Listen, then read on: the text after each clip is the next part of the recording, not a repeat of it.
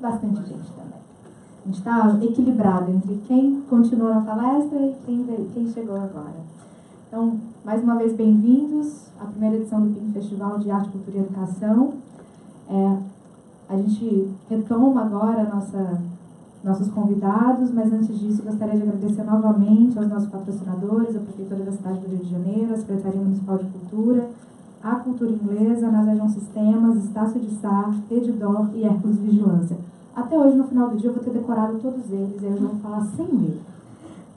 Agradecer também muito especialmente a Escola Eleva, mais uma vez, sem o apoio deles, para a gente abrir as portas e ocupar esse espaço, que é tradicionalmente uma casa de cultura e uma casa de educação, né? Se a gente pegar todo o histórico desse prédio, é bastante importante que a gente possa retomar isso como um espaço público, né?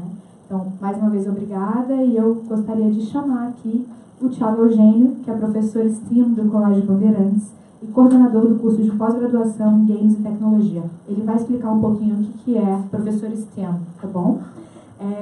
E aí a gente estava falando de realidade virtual, né, junto com o Raz e a Liana, e aí a gente tem também uma pequena digressão aqui hoje na nossa apresentação, porque junto com o Thiago vai estar a Juliana Ragusa, que não está presente aqui, mas mandou algumas contribuições para a gente. A Juliana é educadora com foco no empoderamento de educadores para disseminar a aprendizagem mão na massa, e é um pouquinho sobre isso que a gente vai falar agora. Thiago, por favor.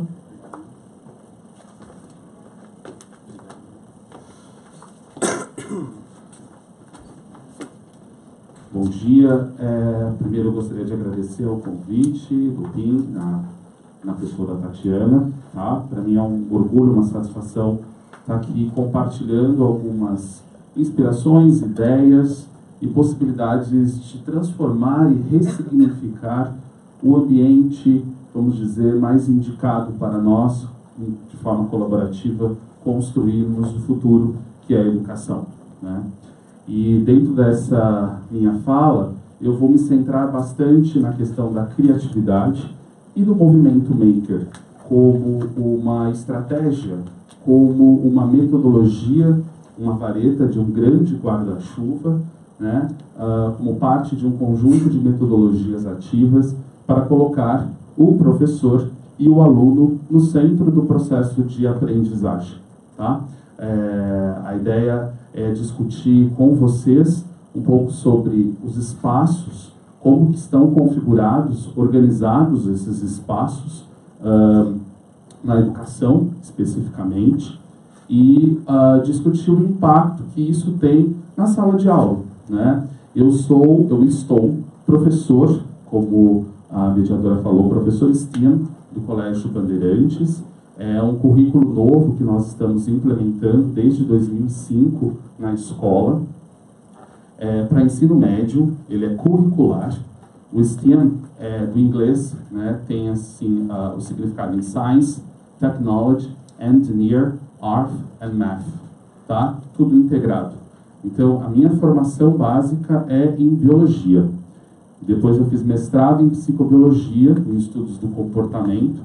Fiz uma formação em Game-Based Learning pela Quest to Learn, uma escola em Nova York, e em comunidades de aprendizagem no Ushuaia.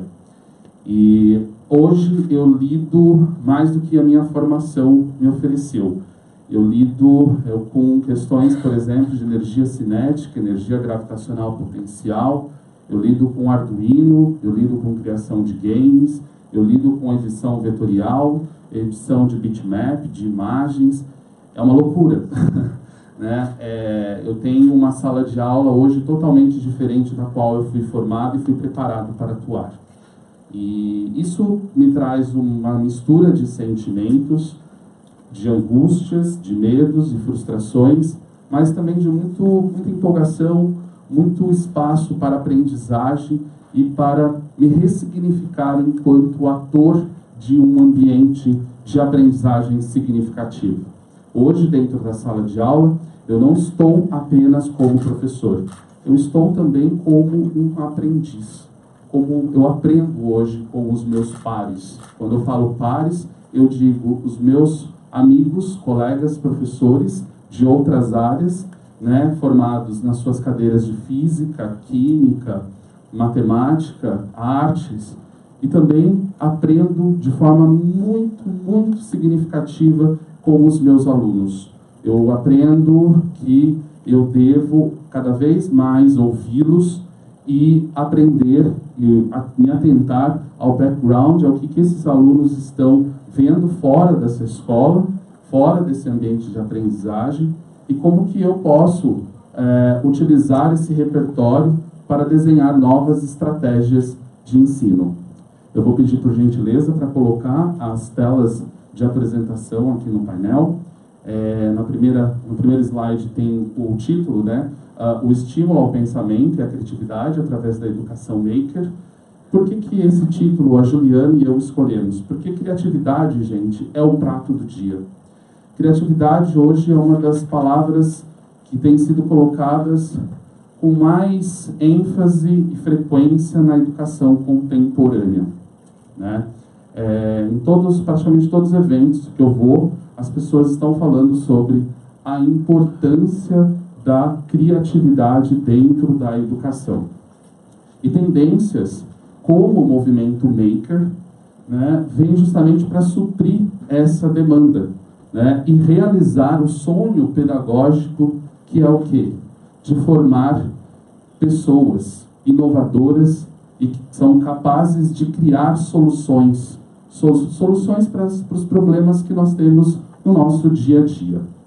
A questão é que, muitas vezes, esse sonho se perde diante de uma pressão que nós temos lá no final da educação básica, que é o nosso vestibular, uma régua que é totalmente diferente do modelo que o movimento maker propõe. Enquanto no movimento maker a gente tem uma pegada bastante colaborativa, bastante aberta, muito focado na tangibilização de ideias, no desenvolvimento de projetos, o vestibular não fala nada disso. O vestibular continua sendo uma prova individual, memoresca, no papel e no lápis, né? Sem, vamos dizer, contar com uma série de possibilidades que o movimento maker traz para a educação. Então, quando a gente fala em criatividade, é difícil definir. Na verdade, não existe uma definição, gente, geral do que seria criatividade, né? Existem, vamos dizer, no senso comum, a ideia de criatividade como aquele indivíduo que consegue enxergar o mundo sobre diferentes formas. Esse é o senso comum, né? Vamos dizer que é a criatividade com o C minúsculo. A criatividade já com o C maiúsculo seria aquela criatividade que permite o indivíduo entregar um legado, entregar algo, né? Ter um impacto significativo na matriz cultural que aquele indivíduo está inserido. Ou seja, projetos, criar coisas, criar soluções para os problemas que ele tem, tá? Problemas que estão tanto ali dentro da escola, seja relacionado a um problema de água, a um problema de espaço, a um problema de fluxo de pessoas, a um problema de iluminação, né? Tanto quanto os problemas complexos, como, por exemplo, sei lá, o aquecimento global, problemas do trânsito intenso nas grandes cidades, problema da fome, problema do lixo, e assim por diante. Para que a gente pense, vamos dizer, crie situações em um contexto de uma educação criativa, né, a gente tem que pensar em alguns princípios. Primeiro, a gente tem que pensar em estratégias para que os alunos possam desenvolver habilidades criativas pessoais. Segundo, a gente tem que oferecer um repertório mínimo para que esses alunos possam ser criativos.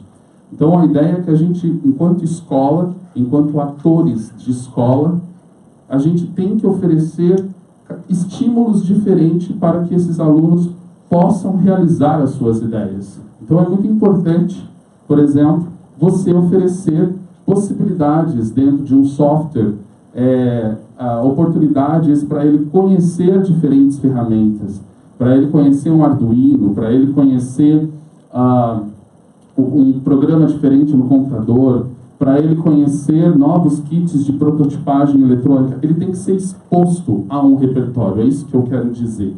E, por fim, ele tem que, a criatividade dele tem que ser validada pelos pares. Ele tem que ser enxergado pelos seus pares como criativo, como uma pessoa diferente, uma pessoa que produz, vamos dizer, algo significativo e diferente da média da população. Aí, associada à ideia de criatividade, a gente tem um psicólogo norte-americano, o Guilford, que fala o seguinte, que criatividade precisa, quando a gente fala em criatividade, precisamos pensar em 4 fatores, que é a fluência, flexibilidade, originalidade e elaboração. A fluência, gente, é quando você pensa quantas possibilidades qual maior número de possibilidades você tem para utilizar um determinado objeto.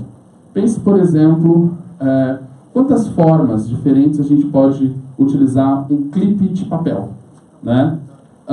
Em relação à flexibilidade, é justamente o indivíduo ter percepção que aquelas ideias que ele tem são diferentes. E quão diferentes são aquelas ideias geradas por ele ou pelo grupo de estudantes. A originalidade é aquele conceito que se aproxima mais da criatividade com C minúsculo, né? Que ele que ele entenda, que ele compreenda o quão diferente é aquela ideia que ele está propondo, quão distante é da média da população.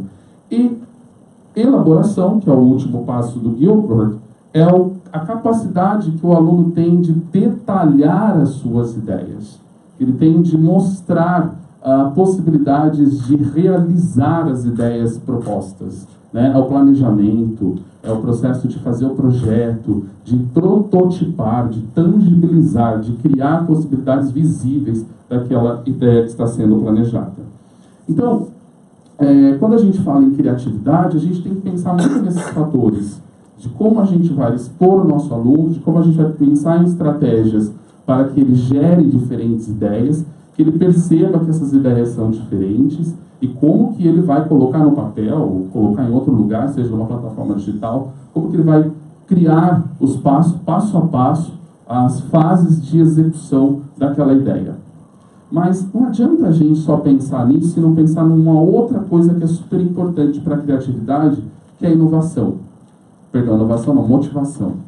Porque não adianta nada, a gente não vai ter pessoas criativas se elas não estiverem motivadas, tá? É muito importante que elas estejam motivadas. Tá? A importância de outras metodologias ativas, como partes desse guarda-chuva de aprendizagem que eu falei para vocês no início. O Maker é uma vareta. Ela sozinha, ela não vai transformar a educação. Ela não é uma grande panaceia como muitos têm aí pensado ou desejado. O Maker é uma vareta, é uma possibilidade. É muito importante a gente contar com outras estratégias e metodologias para realmente criar uma transformação significativa na educação. Quando eu falo sobre essas diferentes metodologias, eu estou falando do quê? Eu estou falando, por exemplo, da gamificação, eu estou falando da sala de aula invertida, eu estou falando do ensino híbrido, tá? Eu estou falando de uma série de outras possibilidades que o evento, inclusive a programação, vai contemplar, está contemplando nas palestras e nas atividades que estão sendo oferecidas. E quando a gente fala em motivação, o nosso papel como professor é muito este aqui, ó. Opa. Somos todos criadores. Nós temos que mostrar para os nossos alunos que nós podemos ser criadores, inventores, né? A ideia de que ele é uma tábula rasa e que ele está sentado ouvindo ali outra pessoa somente falando sobre os cientistas, sobre as descobertas que foram feitas, isso já está superado. Esse não é mais o papel do professor, não é o papel do professor contemporâneo. Na verdade, o movimento Maker, associado a essas outras metodologias ativas, tem um papel significativo de desconstruir a imagem tradicional do professor. Eu sou um professor em desconstrução. Na verdade, agora, eu me coloco na posição como um designer de aprendizagem, um gestor de aprendizagem, que tem 24 projetos diferentes, com diferentes demandas, e eu não tenho condições mais de saber tudo aquilo saber todas as demandas dos meus alunos, né? Eu não consigo mais acompanhar o ritmo de informações, de novos conhecimentos que os alunos demandam nos seus projetos.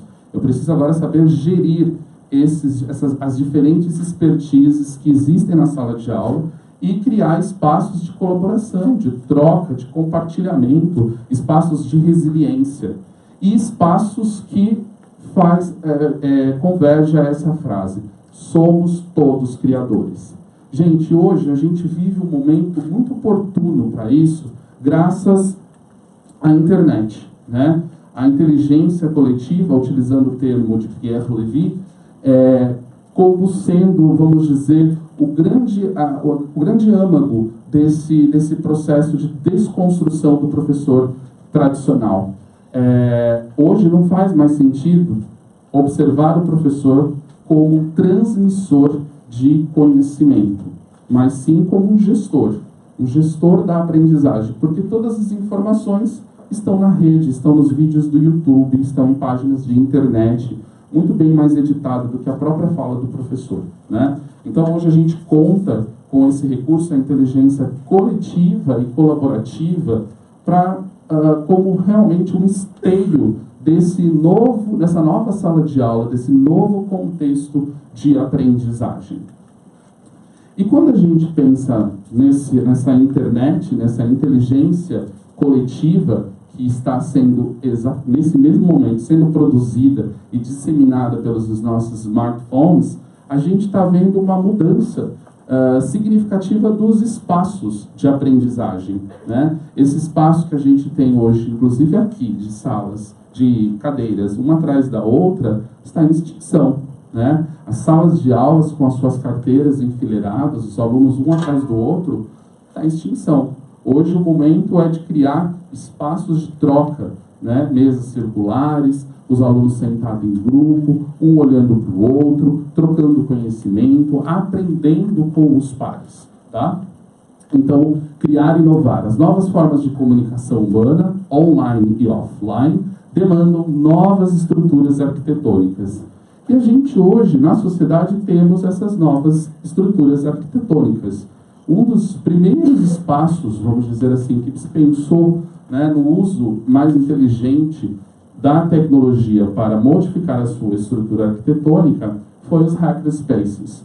Os hackerspaces têm um espírito integrador bastante convergente e inspirador.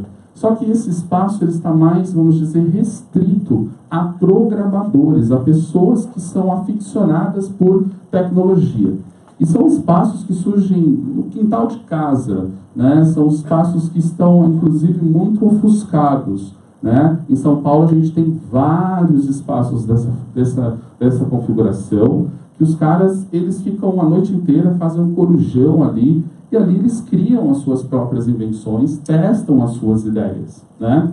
Agora, como eu falei, esses espaços estão mais restritos a profissionais da área de tecnologia. Depois, em seguida, a gente tem os makerspaces. Esses aqui já estão mais alinhados com os propósitos educativos. Então, espaços comunitários adequados com ferramentas como impressoras 3D, cortadoras a laser, serra tico-tico, furadeira, lixeira, e uso compartilhado para a criação de projetos, protótipos e trabalhos manufaturados. Então, essas máquinas, né, como está citado aí no slide, elas hoje estão chegando na escola. E qual é, vamos dizer, a grande vantagem dela? Dar celeridade à produção. Então, se antes um aluno demorava, se a gente demorava para fazer, sei lá, 3, 4, 5 horas, fazer um pequeno circuito, hoje, com o auxílio dessas máquinas, associado a Arduinos, né, e plataformas de prototipagem, a gente faz isso em minutos. E fazendo em minutos, a gente consegue colocar na grade curricular. A gente consegue rodar isso várias vezes conforme a estrutura escolar demanda, né? Então, os makerspaces, inclusive eu conheci aqui o makerspace da Escola Eleve, fiquei muito impressionado com a organização, gostei bastante, e converge, acompanha bastante as transformações que outras escolas que eu tenho observado. Um outro espaço super interessante também, que vale a pena nós, educadores, olharmos com mais atenção, são os Fab Labs. Os Fab Labs hoje formam uma rede mundial integrada, né? Hoje você tem os fellows, que estão espalhados pelo mundo. Aqui é um mapa que mostra onde estão esses Fab Labs. Eu vou destacar a rede Fab Lab Livre de São Paulo, que é a maior rede de Fab Labs municipal, né? Em São Paulo nós temos 12 Fab Labs livres, que é um espaço que é equipado com essas máquinas e aberto para experimentação. Os alunos, as pessoas vão lá, experimentam suas ideias, testam suas ideias, tem cursos, oficinas. Então é muito interessante a gente conhecer os Fab Labs, conhecer esses espaços. Eles são abertos para a comunidade, tá? Tem as suas regras, mas obrigatoriamente os Fab Labs têm que ser abertos à comunidade pelo menos uma vez por semana, tá? E é uma rede colaborativa e global, de trocas de experiência. Tem uma plataforma online onde eles postam, tem os fóruns, tá? Tem uma série de possibilidades com o uso dos Fab Labs. Aqui é só para mostrar rapidinho algumas imagens sobre o efeito, né, desse movimento maker, dessa nova forma de aprender e ensinar dentro da escola, e como que isso tem impactado na estrutura arquitetônica da escola, no colégio em que eu estou professor, que é o Colégio Bandeirantes. Então, essa daqui é uma imagem de um antigo laboratório que nós tínhamos, um laboratório multidisciplinar, ele chamava LMD. Você observa aí os alunos com os seus computadores, aqueles, inclusive, de tubo, né, com monitor grande e tal. As mesas, elas estão fixas e elas estão ali todas enfileiradas, né? E hoje a gente tem essa configuração aqui. A gente já não tem mais os computadores fixados, tem o Wi-Fi, então a informação que os alunos precisam está na palma da mão dele, com o uso dos smartphones. É claro que ainda a gente não deve, inclusive, extinguir os computadores. Muitas coisas precisam ser feitas com eles. As nossas experiências mostram que é um caminho equivocado pensar que a gente só vai resolver todos os problemas colocando tablets e só celulares e tirando os desktops e os notebooks. Eles são necessários, são muito importantes, mas eles podem agora ser móveis, né? E hoje a gente tem uma escola que tem Wi-Fi em toda a sua estrutura. Nós temos 2.500 alunos conectados por dia com seus smartphones e com os computadores da própria escola, mas é fluido. O processo de sala de informática que a gente tinha antes está descorporificado. E quem hoje agora está ocupando os lugares desses antigos computadores são as máquinas de fabricação digital. A gente então tem impressora 3D que começa a imprimir próteses para os nossos alunos, começam a imprimir pulseiras inteligentes, começam a justamente permitir que os alunos desenhem no computador e a partir dessas máquinas tangibilizem as suas ideias, os seus projetos. Nós temos a cortadora laser, que é a menina dos olhos dentro da fabricação digital. Todo mundo pensa que é a impressora 3D, mas é muito engraçado. A impressora 3D ela tem um fascínio enorme, mas logo já cai um pouco o nível de energia, porque muitas vezes aquilo que você planeja não é bem executado ali, né? Agora a cortadora laser, pela sua velocidade, pelo seu formato, é muito mais interessante e a gente tem um resultado bem mais significativo. Fora as cortadoras de vinil, as ferramentas de prototipagem eletrônica, enfim, tem uma transformação significativa do nosso espaço, como vocês estão vendo, com mesas. Essas mesas são flexíveis, banquinhos. É um espaço mais aberto, mais colaborativo, como demanda esse novo espaço de aprendizagem. Tá? Os desafios, eu vou deixar um pouco para a própria Juliana falar, ela vai falar nisso. Por quê? Porque a Ju, ela está agora em Stanford, ela está no FabLearn, que é o maior evento maker, né, que reúne uma série de pesquisadores e educadores da área de maker. Eles estão estudando e discutindo formas de como tornar sustentável essa nova cultura de aprendizagem nas escolas. Então, esse evento está ocorrendo exatamente agora em Stanford, tá? Ele tem uma edição brasileira que ocorre em setembro, e a Ju, ela gravou um vídeo de uma forma muito simples, tá? Muito rápida, para compartilhar algumas pílulas inspiradoras com a gente. Vamos então acompanhar aqui a Juliana Ragusa. Bom dia, pessoal do Festival Ping. É um prazer entrar aqui em vídeo com vocês para compartilhar uma experiência incrível que eu estou vivenciando e já recomendo a todos que é participar da conferência mundial que se chama FabLearn, em criatividade e making na educação, que acontece na Universidade de Stanford anualmente e reúne pesquisadores, educadores, designers que investigam todo o potencial do fazer criativo e mão na massa, todas as práticas e pedagogias maker aplicadas à educação no contexto tanto de pesquisa acadêmica quanto de compartilhamento de práticas e de reflexão crítica sobre o que vem sendo feito dentro da cultura maker aplicada à educação.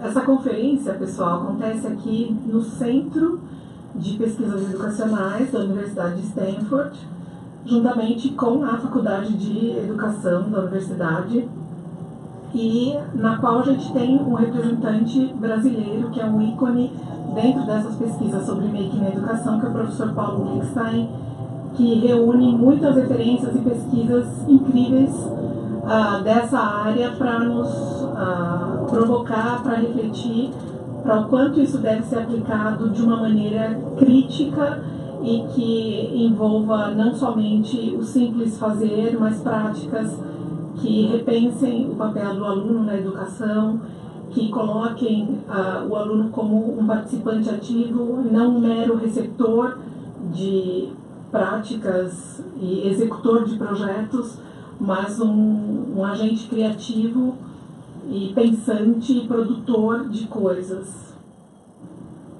O tema da conferência é como criar um ecossistema sustentável para o making na educação, porque exatamente o grande ponto é que isso não seja uma cultura do simples fazer, uma cultura de projetos ou de inovações, mas uma cultura que traga inovadores para a educação, que traga um novo jeito de pensar criativamente, de se expressar, de agir, ou seja, criar no contexto escolar situações nas quais os alunos possam se perceber como agentes, como pessoas que podem intervir no mundo, criar soluções, criar possibilidades para resolver os problemas que eles enfrentam de um modo mais criativo e com muita autoria e expressão pessoal.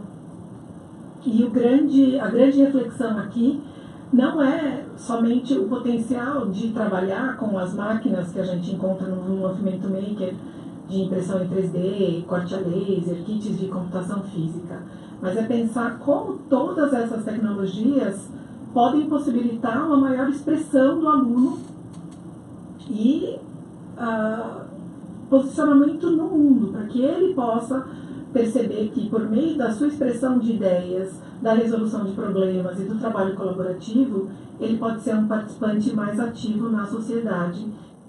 Pessoal, para uma ilustração rápida, tem uma oficina acontecendo, na qual os educadores estão trabalhando com kits de programação e explorando diferentes recursos que podem ser utilizados pelos alunos para desenvolver projetos.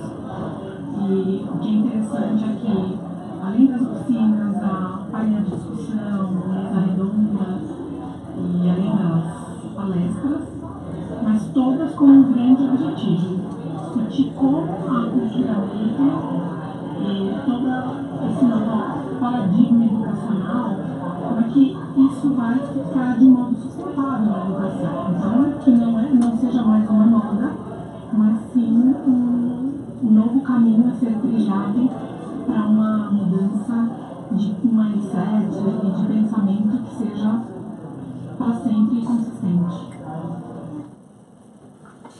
Então, para finalizar, eu volto a frisar, destacar a importância de vocês se atentarem ao calendário da FabLearn. O ano que vem a gente vai ter a FabLearn no Brasil, acontece na USP, na Politécnica, Escola de Engenharia, e ficam muito à vontade para contribuir e participar desse importante evento que sinaliza o movimento maker na educação. Obrigado, gente.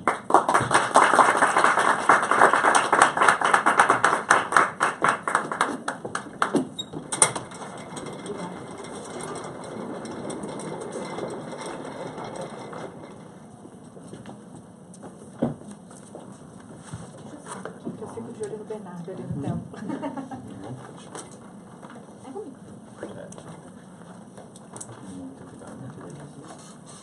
Thiago, quanta coisa importante para a gente conversar, né? Fico pensando desde da noção de criatividade até no pensamento de que a gente vive num mundo que a gente deixa de ser consumidor e passa a ser produtor, né? Hoje todo jovem tem um canal no YouTube e está ali compartilhando as suas experiências, o seu modo de aprender, e a gente está aprendendo com eles também, né? E pensando desde lá de Rancière no mestre ignorante, assim, né? Como a gente pode ensinar algo que a gente não sabe, né? Porque a gente está aprendendo junto. Então acho que isso é bastante do que você traz, assim, né? Eu posso também desaprender um pouco, né? Queria que você comentasse um pouquinho sobre isso. Com certeza. Com certeza. O que eu mais sinto, estando como professor desse novo ambiente, é esse processo de desaprendizagem e desapego pelo saber, né? Como você mesma disse, um dos maiores objetivos que a gente tem como professor STEAM é colocar os nossos alunos, né, como produtores de conhecimento, produtores de novas soluções para os problemas que eles enfrentam. Então, explicar como as coisas funcionam, como elas são feitas, porque a partir dessa explicação eles vão ganhando um repertório, e aí o que acontece? Esse repertório vai permitindo eles terem insights, combinações de ideias diferentes, técnicas diferentes, para que eles possam realizar os seus próprios projetos. E nesse processo de realização, a gente tem muito o que a Juliana falou, a expressão criativa do aluno, né? Deixar um legado, deixar uma marca na matriz cultural em que ele está inserido. Isso é muito importante, porque é esse o processo que a gente chama de empoderamento, né? É colocar os nossos estudantes como seres ativos e participativos da sociedade em que estão inseridos. Então, ontem a gente falou bastante de protagonismo, né? Não sei quem estava aqui ontem, espero que a gente possa ter migrado, né? Nosso público de ontem para hoje também. Mas a gente falou bastante disso, né? Do protagonismo, da escuta das pessoas com quem a gente está envolvido, se relacionando. Então, acho que trazer isso para esse mão na massa, que não é só o mão na massa de saber programar o Arduino, né? Todo mundo sabe o que é Arduino? Não? Thiago, quer explicar um pouquinho? Arduino, gente, é uma placa microcontroladora, tá? Faz parte, vamos dizer, de uma computação física, em que você consegue conectar através de um fio USB com o computador e realizar uma série de protótipos ali, acender, apagar um LED, fazer automatização de uma iluminação de casa, o portão abre, fecha. É um espaço de experimentação de ideias, né? Na escola em que eu estou, por exemplo, tem um projeto que está trabalhando com automatização da irrigação. Eles têm o ideal de criar um sistema que, pelo celular, eles conseguem automatizar a iluminação da casa e automatizar a própria horta, né? Então, para isso, eles utilizam uma placa microcontroladora que é programada pelo computador. Então, eles utilizam o computador também para programar e uma série de componentes eletrônicos para criar os circuitos elétricos, né? Então, a gente está falando de resistores, LEDs, capacitores, fios e assim por diante.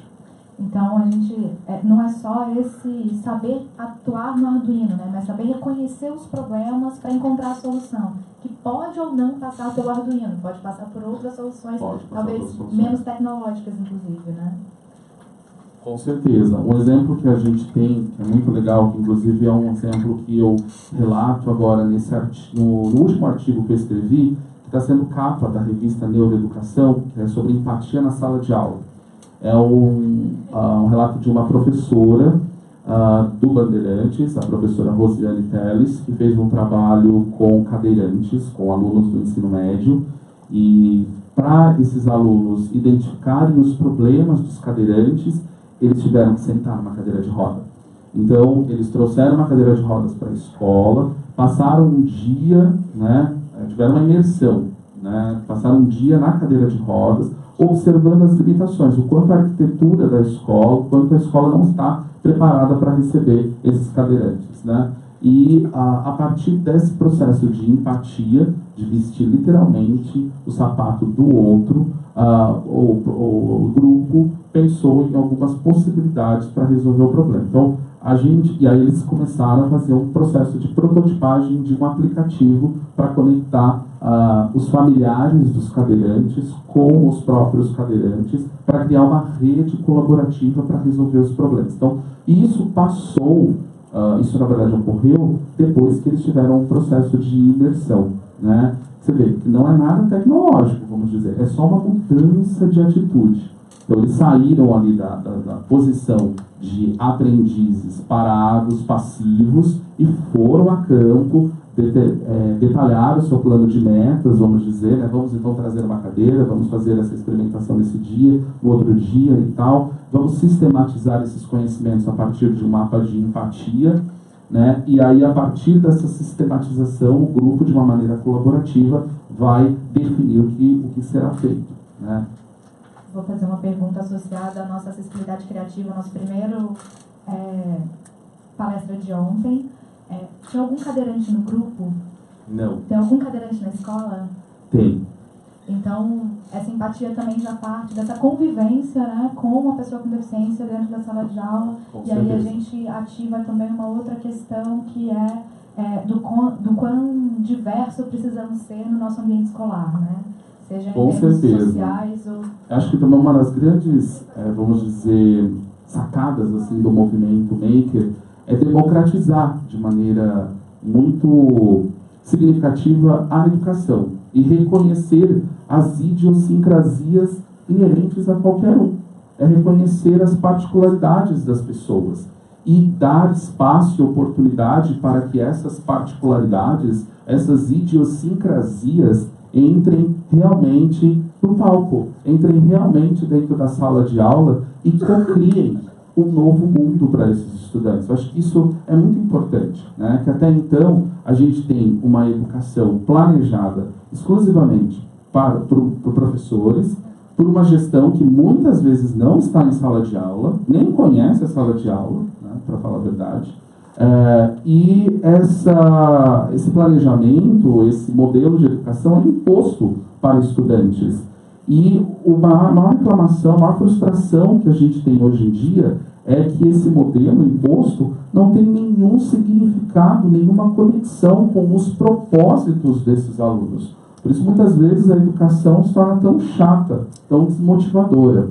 Hoje a gente tem, como você mesma disse, uma geração pro-summer, que ela está consumindo, mas também produzindo.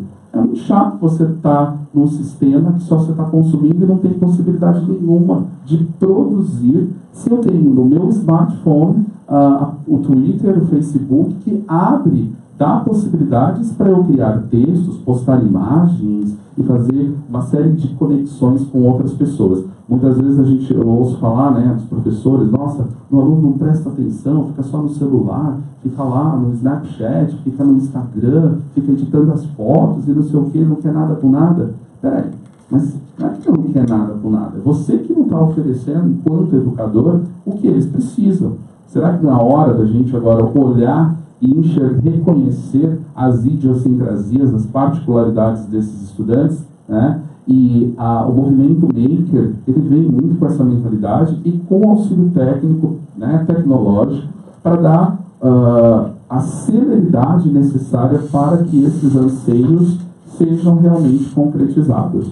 Mas eu tenho que dizer isso e enfatizar, repetir o que a Ju falou. Dentro do movimento Maker, as tecnologias, né, as máquinas, gente, elas são apêndices, elas não são propósitos, não são ali o final, tá? Elas são caminhos pelos quais você pode ou não trilhá-los, tá bom? Isso é muito importante. Senão a gente cai no modismo e bastante, vamos dizer, alinhado com propósitos de grandes fornecedores, grandes empresas, que querem empurrar um monte de máquina para as escolas. A gente cai no mito da lousa digital, né? E não é isso, não é isso. Não é uma impressora 3D, não é uma cortadora a laser que vai resolver todos os problemas da educação. Não é isso. Vai ajudar principalmente se a gestão da escola investir nos professores, investir numa formação forte, intensa, significativa, empática, de alteridade, na qual o professor também se coloca na posição de aluno e realiza aquilo que ele deseja que os alunos realizem para ser avaliados, para serem, enfim, vistos pela própria equipe pedagógica. É maravilhoso isso. No Museu da Manhã a gente trabalha bastante com uma reflexão sobre a democracia científica e a democratização da ciência, que são coisas diferentes, né? Então, a democracia científica seria levar o conhecimento científico para todas as pessoas. E a democratização da ciência seria entender que todas as pessoas são capazes de produzir ciência, né? Então, acho que o movimento Maker está muito nesse lugar também, né? De nos entender enquanto produtores de conhecimento e de inovação, né? E aí, tem duas perguntas aqui que eu acho que são bastante correlatas. Uma delas é pensar quais seriam, na sua opinião, né, as outras ferramentas ou meios de estimular o pensamento e a criatividade, para além do pensamento maker, entendendo o pensamento maker como uma dessas possibilidades, e a outra na relação entre o movimento maker e o vestibular, né? Se você poderia explicar melhor essa comparação, assim. Eu já tenho um palpite aqui que é na relação entre a formação de sujeitos pensantes e a relação de profissionais, né? Pessoas para o mercado de trabalho. Mas seria bacana se você pudesse... Certo. Eu gosto muito de jogos, de games. Na verdade, essa é a minha especialização, né? E eu acho que hoje a gente pode trabalhar com projetos envolvendo essas máquinas que estão nos makerspaces, mas também pode pensar na criação, sei lá, de personagens, storytelling, pode pensar na criação de um jogo envolvendo diferentes softwares, pode pensar na criação de vídeos, como que esses alunos podem se expressar, podem ensinar outros a partir de vídeos. E você mesma comentou sobre a questão do YouTube. Os alunos hoje é incrível, eles têm como ídolos, né, os YouTubers, não mais os jogadores de futebol. Isso eu acho ótimo, né? Há muitas possibilidades, né? Como eu falei, você pode ter tanto ali uma saída, vamos dizer, um caminho high-tech, quanto low-tech, né? O low-tech acho que ficou bem explicado e exemplificado pelo exemplo da questão do cadeirante, né? E a gente tem uma série de outros exemplos que se convergem, né? Volto a dizer, o Maker não é uma panaceia da educação, assim também como a lousa digital não foi, assim também como o computador em si sozinho não é. O que a gente tem que fazer é saber combinar essas diferentes metodologias ativas, né? E essa combinação, ela advém da experiência. A gente tem que estar experimentando. Eu acredito muito assim, que uma escola inovadora, ela tem que, primeiro, abrir espaço para que os professores testem e validem suas hipóteses de aprendizagem. E eu acho que, assim, você, por exemplo, ter espaço para que o professor crie cursos no contraturno, né, e vá ali testando várias ideias, isso vamos dizer assim, é o berço, né, o processo de nascimento de uma educação nova para a escola. Então é muito importante que a escola invista nesses novos espaços de prototipagem de ideias. É isso que a gente está vendo em várias escolas, né? Hoje o Bandeirantes está no curricular já. E a gente, assim, eu adianto que não é fácil.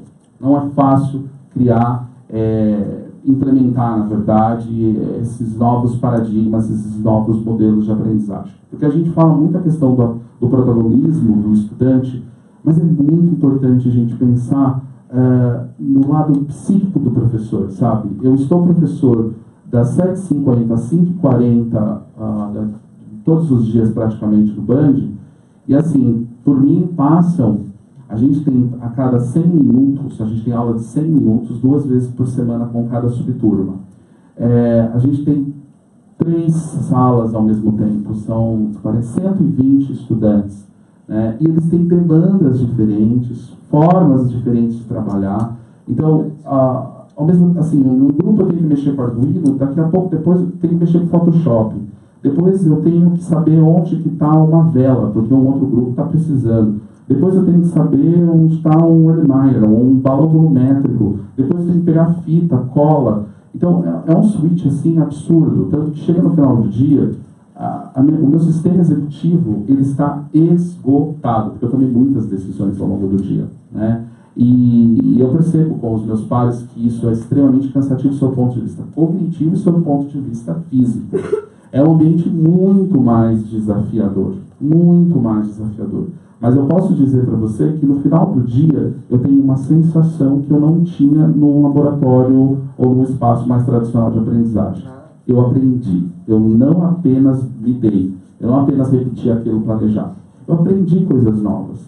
Eu aprendi uma nova forma ali de prototipar, de criar um circuito no Arduino. Eu aprendi a mexer numa nova função do Photoshop. Eu aprendi a combinar diferentes ideias. Então, é uma nova forma realmente de entender a aprendizagem. E aí o que acontece? Nesses projetos, muito conteúdo ele é deflagrado. Só que ele não é um conteúdo planejado. Tá? Não é um conteúdo todo premeditado, ele é fenomenológico. Então, só para exemplificar, a gente está trabalhando no segundo ano do ensino médio a colonização de Marte, né? Os nossos alunos têm que pensar em problemas que uma nova comunidade teria em Marte. Problemas de comunicação, problemas de transporte, problemas de tempo, enfim. E aí eles têm que criar os projetos deles. E quando eles vão criar os projetos, né, fica aquela coisa maluca e tal, aí eles vão pensar uma série de conteúdos que ele tem que aprender sobre as condições físico-químicas desse planeta. Mas para ele entender essas condições físico-químicas de Marte, ele tem que saber os referenciais da Terra. Ele tem que ir lá na internet fazer pesquisa. E a pesquisa, ela não é uma pesquisa toda sistematizada. Ela, na verdade, é um retalho. E aí você vai demandando novas habilidades desses estudantes.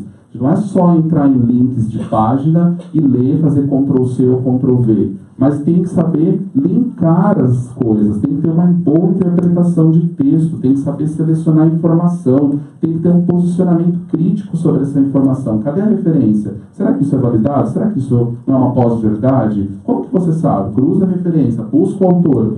Os conteúdos vão surgindo, tanto na parte teórica quanto na parte técnica.